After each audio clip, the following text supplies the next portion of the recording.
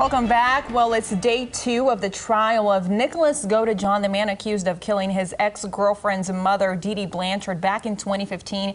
Our Bria Douglas is in the studio with us right now. Thanks for being with us, Bria. You were in the courtroom all day.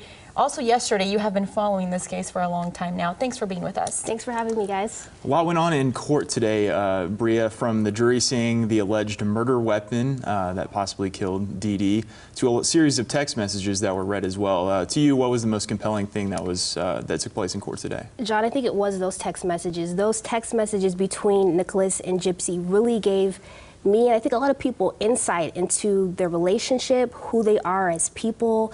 They kind of had like this fantasy world between them, just how they referred to each other, what they talked about, even their sexual fantasies. So it just gave me a glimpse into who they are as people and what their world was like and what their relationship was like through the text messages. So it was very fascinating to read them.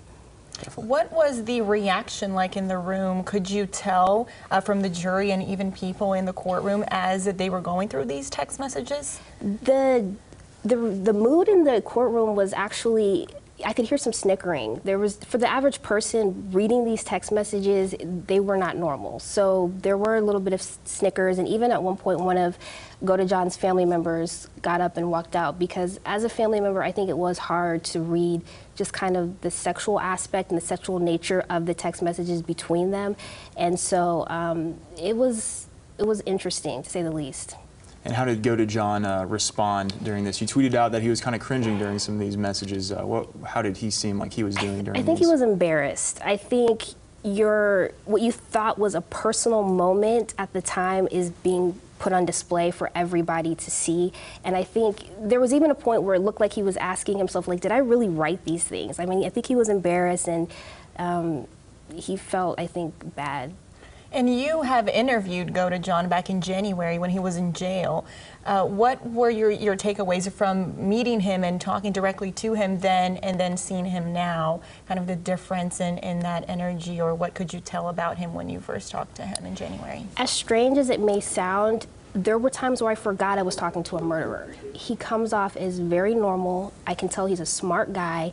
He thought clearly, he thought about what he was going to say before he said it. He's very thorough in his answers, and he's very intuitive. So I'm curious to see how the defense is going to portray this picture of him being a person who couldn't think before his actions because of his autism, because while I'm no medical expert, that wasn't my experience with him. He was very thoughtful in how he communicated with me when I was talking to him.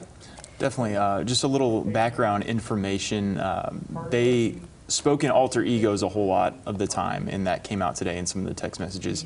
How does that play a role in this whole thing, the alter egos that Gypsy and Nicholas were using? The alter egos were used when they were referring to like their evil side. So Gypsy's evil side was Ruby, and Godejohn would refer to her as Ruby. So the evil side came into play when they were talking about their plan to murder Dee Dee, and they would talk in like third person almost, referring to their evil alter egos.